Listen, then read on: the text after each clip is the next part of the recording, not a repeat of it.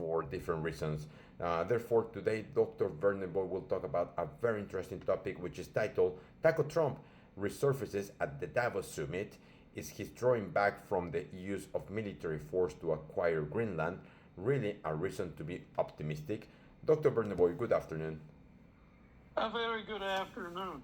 Well, let's talk then about what we know about Trump's hallucinations of a framework of a future deal, as he said, over Greenland.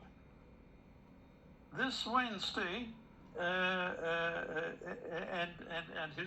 the statement by Donald Trump came as a total surprise after days and weeks of mounting tensions, even a threat to use military force to seize the semi-autonomous territory of NATO ally Denmark, namely the island of Greenland, the world's biggest island. So what could this deal entail? And will it be acceptable to Denmark and Greenland? Because this deal he supposedly reached with Mark Rutte, the Secretary General of NATO, not with Denmark that owns Greenland, and not with Greenland's semi-autonomous government, no, with a third person. Well, what we know has made it abundantly clear that Denmark and Greenland will not ever relinquish sovereignty of the world's largest island in the Arctic. President Trump made this announcement after talks at the World Economic Forum in Davos, Switzerland, on Wednesday of this week. Based upon a very productive meeting, he said, that I have had with Secretary General of NATO, Mark Rutte, we have formed the framework of a future deal with respect to Greenland, Trump said in his Truth Social media platform early this morning. Greenland's Prime Minister echoed Frederiksen, the Prime Minister of Denmark, the feeling that Denmark could negotiate on everything, but it can never negotiate on its sovereignty. And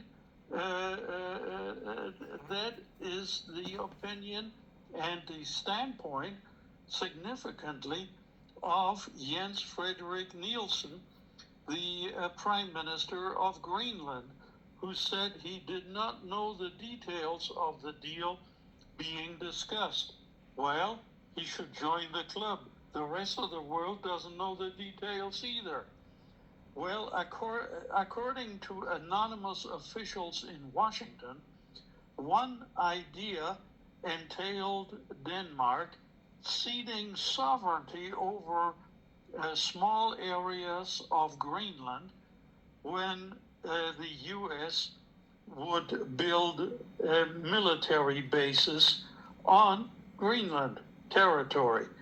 This arrangement would be similar to the status of two such air bases on Cyprus, which have been under United Kingdom sovereignty since Cyprus became an independent nation in the year 1960.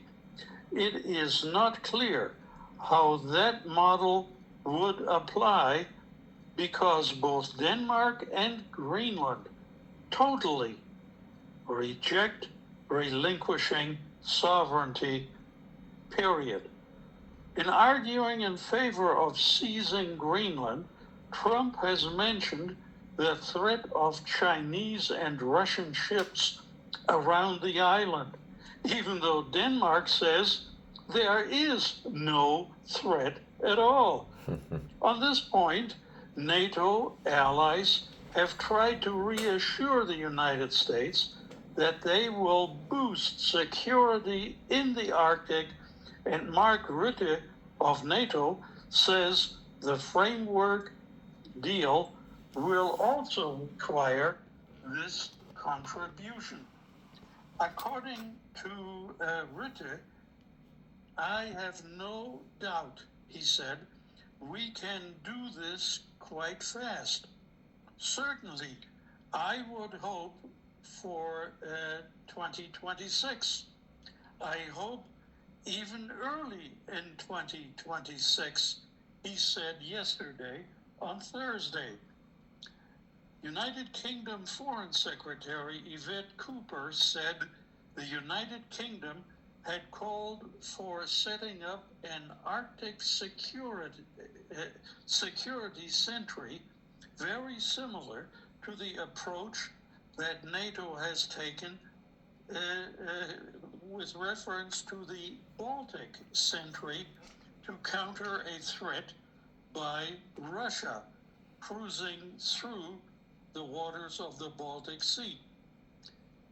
A mission to increase the surveillance then of ships in the Baltic Sea. Well, that's one idea. So the question then is, will any deal short of ownership please Donald Trump?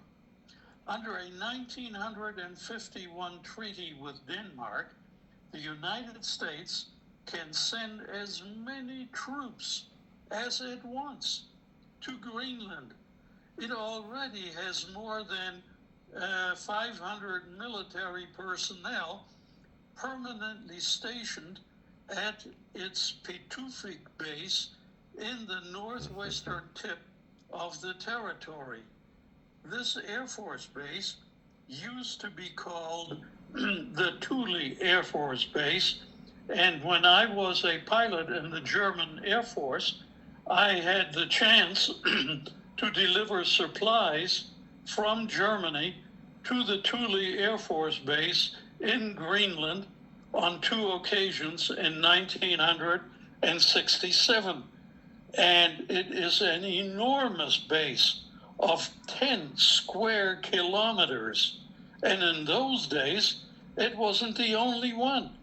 There were 20 U.S. military bases on Greenland. And in the years after the Cold War, starting in 1991, the U.S. has withdrawn from all of these bases, except for what was then known as the Thule Air Base in the far northwest of Greenland.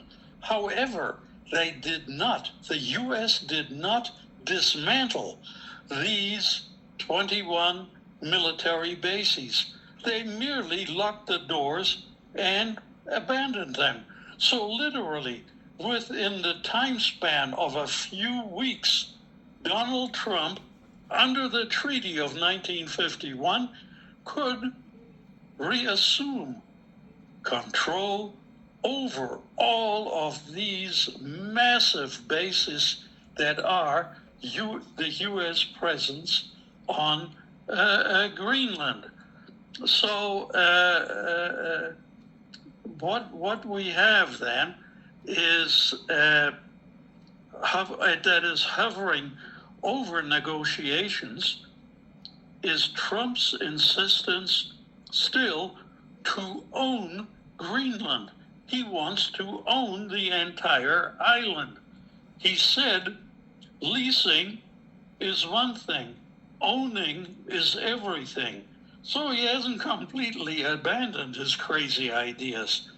If he were to have his way, in addition to overcoming the red lines over sovereignty, negotiators would also need to find a solution to the constitutional ban in Denmark on the sale of land in Greenland. It's just flat prohibited constitutionally.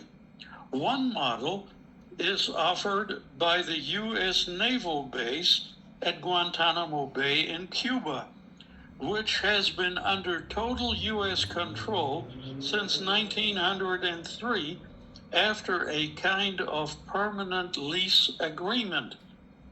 It is not clear to me whether these were some of the options that prompted Donald Trump's U-turn at Davos this week to drop the threat of military action to annex Greenland. The NATO, or as we call it in Spanish, the OTAN, was founded in 1949 on the principle that an external attack on one ally is an attack on all allies. Denmark had made it clear that a military attack by an ally on another would spell the end of the transatlantic alliance, where the U.S., of course, is the major partner. The fact that Trump's announcement of a framework, as he calls it, came after he met Mark Rutte has prompted some concern in Greenland and most certainly in Denmark that negotiations on the future of Greenland were being conducted in the absence of Denmark and in the absence of Greenland, the two parties directly involved. This is some insane idea of Donald Trump that he can sit down with a third person, the Secretary General of NATO, and work out the future of Greenland and Denmark. Now, on Thursday, Greenland's Foreign Minister, Vivian Motzfeldt, said his government had not asked Trump to negotiate on Greenland's behalf, but to convey the red lines directly to President Trump. Red lines that could not be crossed by the United States. Now, Mark Rutte has not confirmed that this has been the case. He has been criticized for the praise that he has consistently showered on President Trump. He is, what by all appearances, a lackey of Donald Trump, a lacayo, as we would call it in Spanish. Why does Trump want Greenland? And what could it mean for NATO and the European Union? U.S. allies won't soon forget the Greenland crisis that had been triggered by Donald Trump over the past few weeks. Now, Trump says Greenland is essential for his plan to build what he calls a Golden Dome defense system designed to protect the U.S. against missile attacks from Russia and China, and the European allies must cooperate in this endeavor. The island of Greenland has vast and largely untapped reserves of oil and reserves of rare earth materials, many of which are crucial for technologies including mobile phones and electric vehicles, as well as missile guidance systems. Trump has said the U.S. is after Greenland's riches, that U.S. control over the island puts everybody in the world in a really good position, especially as it pertains to security and to mineral resources, in the words of the famous Donald Trump. Now, Donald Trump assured nervous European allies on Wednesday he won't use force to take Greenland, while adding a not-so-subtle threat that the world's largest island will eventually be under the U.S. flag one way or another, as he phrased it. He said, all the U.S. is asking for is a place called Greenland. And Trump said in an irrational appearance that hopscotched from Somali welfare fraud to former President Joe Biden's mental acumen to his Treasury Secretary's football draft potential. Trump has conflated submission to his agenda with avoiding World War III in the Arctic.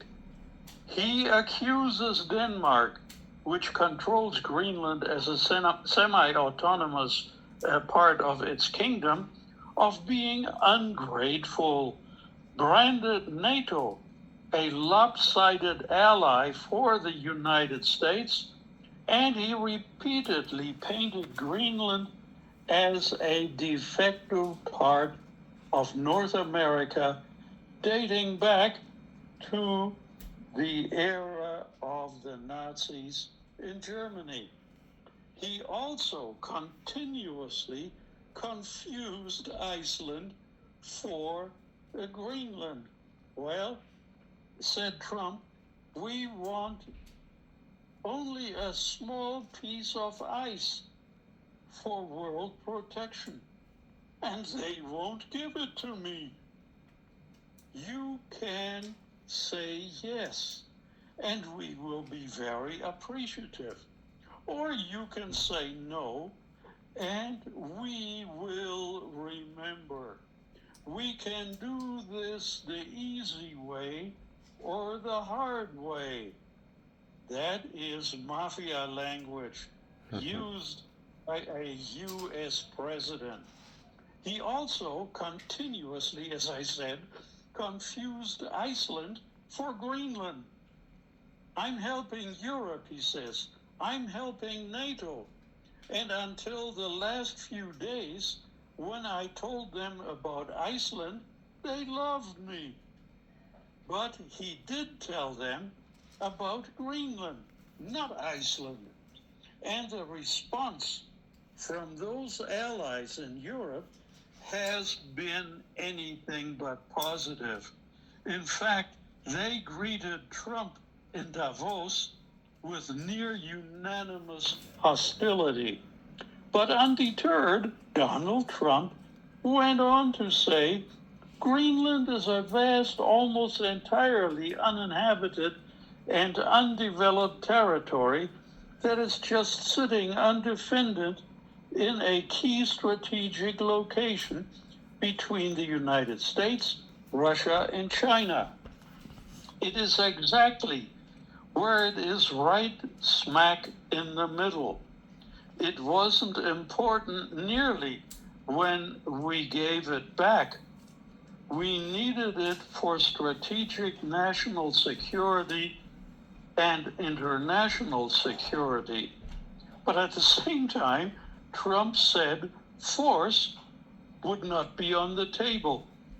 He said, we probably won't get anything unless I decide to use excessive strength and force where we would be, frankly, unstoppable.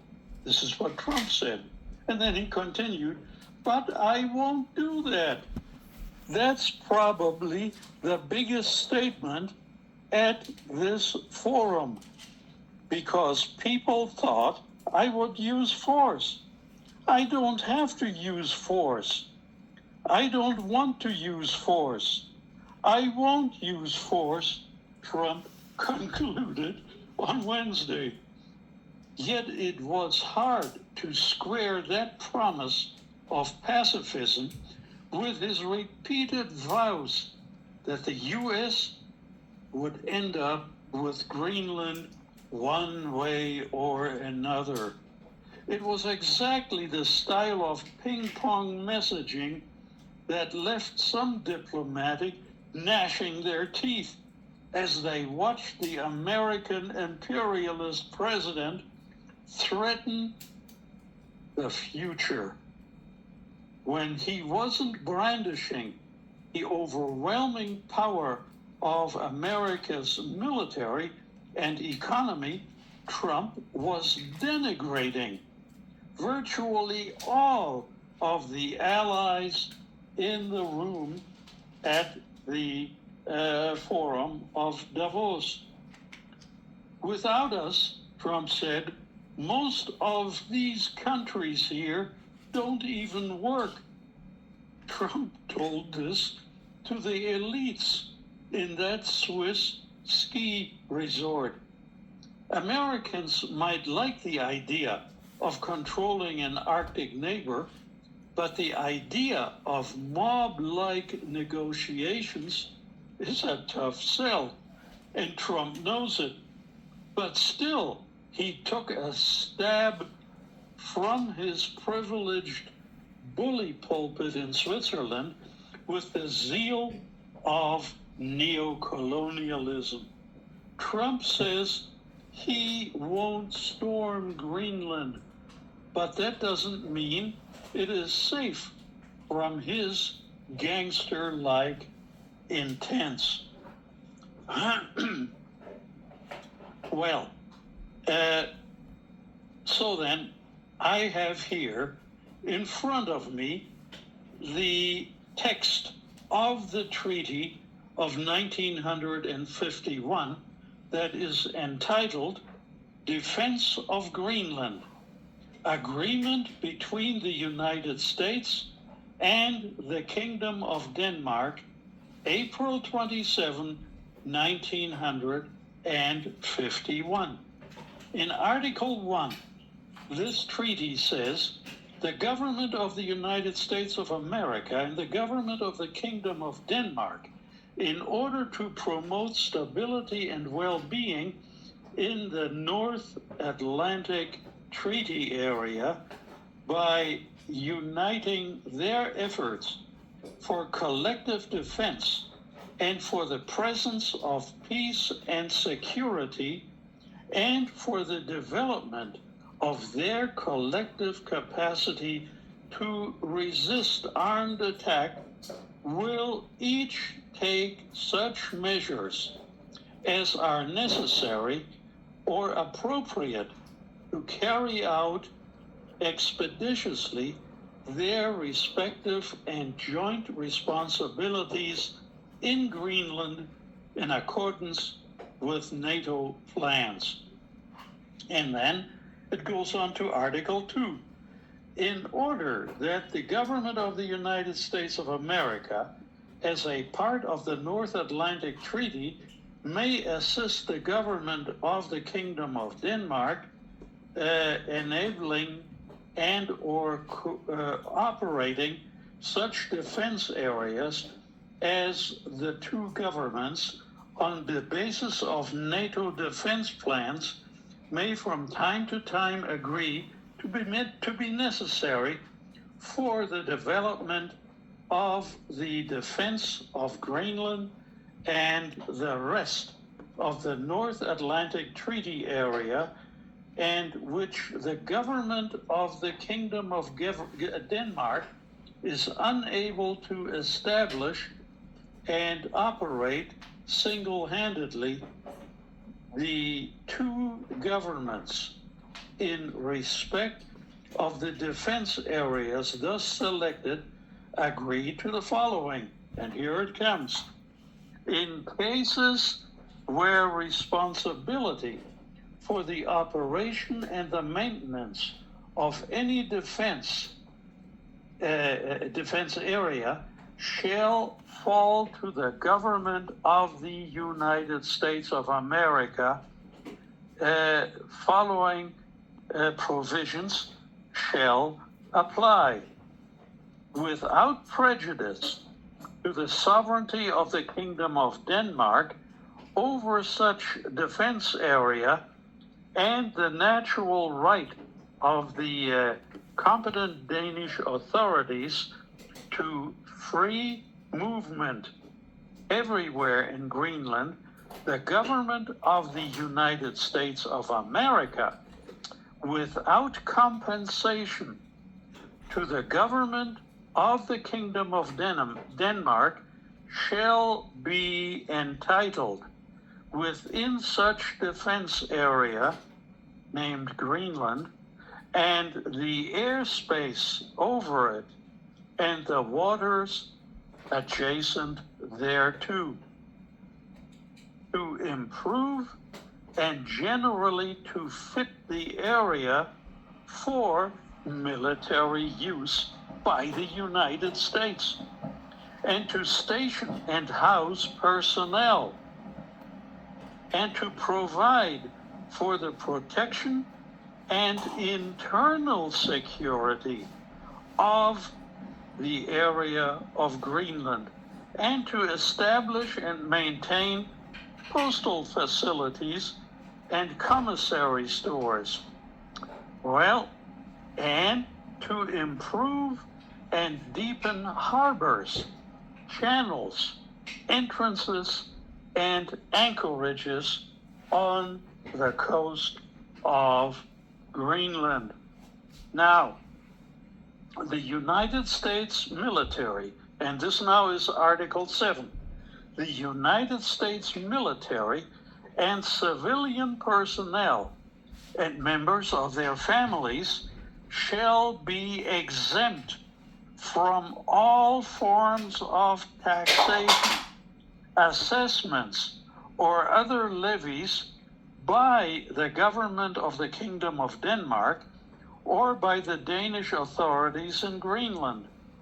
No national of the United States of America or a corporation of the United States organized under the laws of the United States shall be liable to pay any income tax to the government of the Kingdom of Denmark or the Danish authorities in Greenland in respect of any profits derived under a contract made with the government of the United States of America in connection with operations under this agreement, or any tax in respect of any service or work for the government of the United States of America in connection with operations under this agreement by the United States. And now, Article 8. The government of the United States of America shall have the right to exercise exclusive jurisdiction over those areas in Greenland for which it is responsible under Article 2 of this treaty, and over any offenses which may be committed in Greenland by the aforesaid military or by civilian personnel or by members of their families. Well, sounds to me like there's not much left of Danish sovereignty or the authority of the Greenland government. The U.S. basically has had it all and will have it permanently there is no expiration date to this defense treaty of Greenland. Therefore, that crazy Donald Trump is trying to convince the world that he has reached a wonderful framework of a deal with Mark Rutte of the NATO, the OTAN, when in fact he's not reached anything. What he is claiming has existed for the past 75 plus years. This is the reality, and also the sad reality of the bottomless ignorance of Donald Trump. Now, finally then, as the dust settles this week on the head-spinning developments in Davos, here are 5 key elements to keep in mind, I think.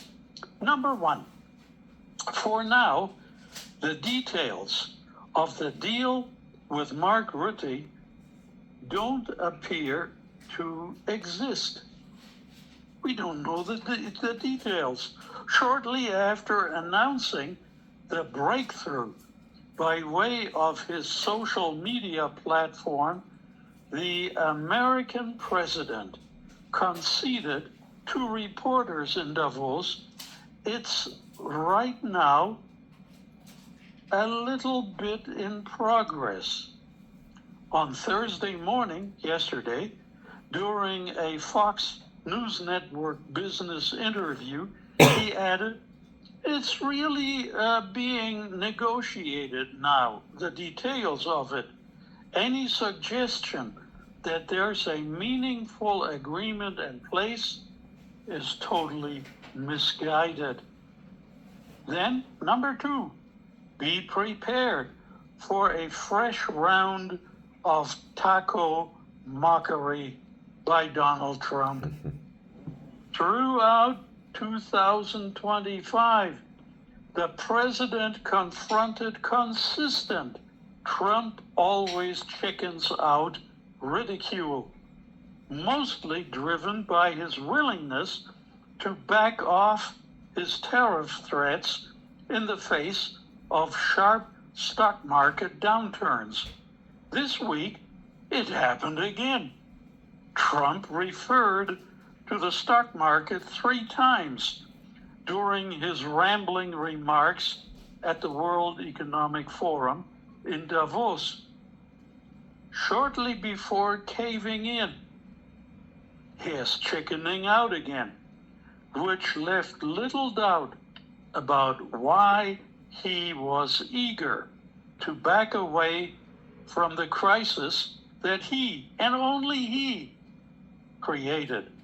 Now, number 3, the new policy is like the old policy of 1951. Trump suggested that it was unlikely the United States would actually take ownership of the Arctic island, a priority that he had said in recent days was absolutely paramount, though he emphasized that he expects the eventual deal to provide U.S. officials with great access to Greenland. What he neglected to mention is that the U.S. already has such access and has had it for more than 75 years and will have it for the indefinite future under the 1951 treaty. Well, the damage with all of this, with this psychotic brinksmanship played by Donald Trump, the damage, I think, has already been done. As part of Wednesday afternoon's developments, Trump also backed off his tariff threats against a number of European nations. But that didn't change the dramatic and lasting harm that Trump has done to the Western alliance. Trump decided to shatter the United States' standing as a global leader, and his decision to surrender now won't put things right by any means. And finally, number 5, he could still reverse course again. The incumbent American president hasn't earned a reputation for steadfastness and consistency. There were few similarities between his approach to Greenland on Tuesday and his approach on Wednesday. What will his position be next week? Or what will it be next month? No one knows. And that's part of the broader problem. Trump is an erratic and easily confused, ignorant official who tends to be swayed by the last person to have his ear, which necessarily makes it difficult for anyone to have confidence about the future, especially Mexico as well. So here we have another Donald Trump taco really behavior that he does not only chicken out, but also he is keeping this inconsistency not only between the statements and based on facts, what you have mentioned about this treaty for more than 70 years of existence. And it seems like he just keeps focusing on the image, like you have mentioned, to try to see his power or show his power, that he's the man who is ruling and also changing the geopolitics of the world. But whilst in reality, he is most of the time, for those who really have the full knowledge, like yourself, basically just putting himself in such a position that he shows all the ignorance, that all the circumstances he has around him. And of course, nothing has changed, like you said, mainly that the apparent agreement is not really with the Greenland government, neither with anyone in Europe as well, and specifically something that there has not been fully disclosed or transparent to know what are the terms or apparent terms between Donald Trump and the NATO leader that he has claimed for the last few days. Yes, I agree absolutely. And where we need to take note here in Mexico of what has happened in Davos, Switzerland this week is that Trump always chickens out. When he met unbridled hostility by all of the leaders of nations in attendance at Davos, and he saw his own nation's stock market crashing, he backed off. Trump always chickens out. Now, he says that what he really wants out of Greenland are the mineral resources and the carbon resources, meaning oil and gas, that is under this 2-kilometer thick layer of ice that covers Greenland. We need to take into consideration here in Mexico that we have an enormous resource in the north, close to Mexico's border with the U.S., and that is the cuenca of the Burgos basin. That Burgos basin has unimaginable riches in natural gas that can be extracted by fracking. a technology that is well within the control of the United States, but not Mexico.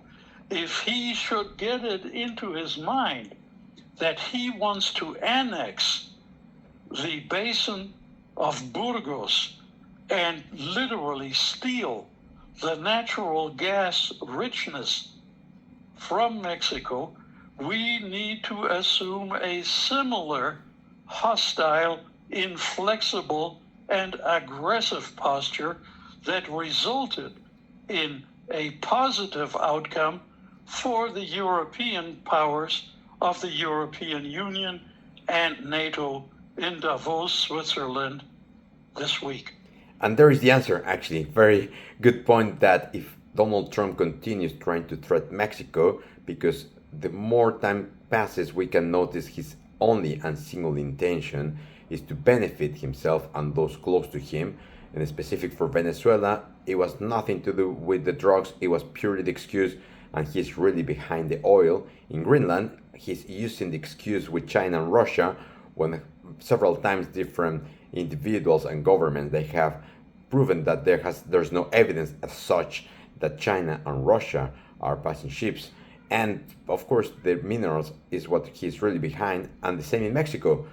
The drug cartels in Mexico is only an excuse, but the result is that we should strengthen or find allies to find this hostility behavior against Donald Trump, with the result that the stock market in the US will collapse, based as Mexico is one of the main trading nations with them, and of course all the allies that we can try to gather together in case that Donald Trump will continue this behavior with the sole and single purpose to take control on different natural resources.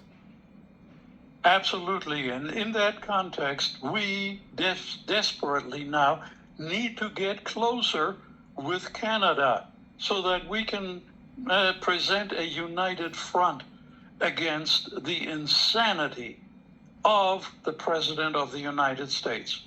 Absolutely. Very sad moments that we are experiencing for the last few years, and still we have, I believe, still 2 more years from the Donald Trump administration. And well, it's just creating so much chaos, apart from other Eastern countries or governments such as Russia and China. But now Donald Trump is really making the world in such a dramatic marketing and unexpected war that we should not be taken by surprise for any new decision during the sunset. Absolutely. Dr. Verneboy, would like to thank you so much once again for making this a very comprehensive and extensive explanation to our audience. Also, it was extremely important for us to have some background on something that many of us we didn't know, the existence of a treaty that gives most of the rights that Donald Trump is claiming to have access, which he already has thanks to this treaty. But well, we would like to thank you so much, and we hope to speak to you next Friday. It'll be a pleasure. Thank you very much. Have a great weekend. Pues amigos, como escucharon, es un comentario súper interesante lo que nos comenta el doctor Werner Boyd. Prácticamente lo que ocurre es que hay un tratado de lo que está reclamando Donald Trump de tener acceso a Groenlandia por temas de seguridad aparente, pues es un tratado que existe el año de 1950 y tantos. Bueno, fuera de ello, pues Donald Trump queda más claro que lo que está realmente buscando el justificante de desestabilizar a los gobiernos tiene el propósito único de adquirir más recursos, como en Groenlandia los minerales raros, en Venezuela pues el petróleo, y en México también algunos minerales raros, incluyendo el petróleo, como comenta en la cuenca de Burgos. Así que bueno, la respuesta está en la hostilidad de un conjunto de distintas naciones en contra de Donald Trump, porque una vez que se ve afectado el mercado bursátil y también que encuentra pues realmente oposición, lo cual no pudo encontrar con Venezuela, pues Donald Trump se echa para atrás sabiendo que pues no tiene ni pies ni fondas sus decisiones y simplemente es pura imagen de querer tratar de hacer intimidar, y pues realmente lo que sabemos que es puro bullying que lleva a cabo. Amigos, de esta forma llegamos al final de esta breve cápsula. Como siempre les queremos agradecer. Antes de despedirnos, invitamos como todos los días a que le den like, compartan, dejen sus comentarios y nos escuchamos la próxima semana con noticias frescas antes que los demás. Hasta la próxima.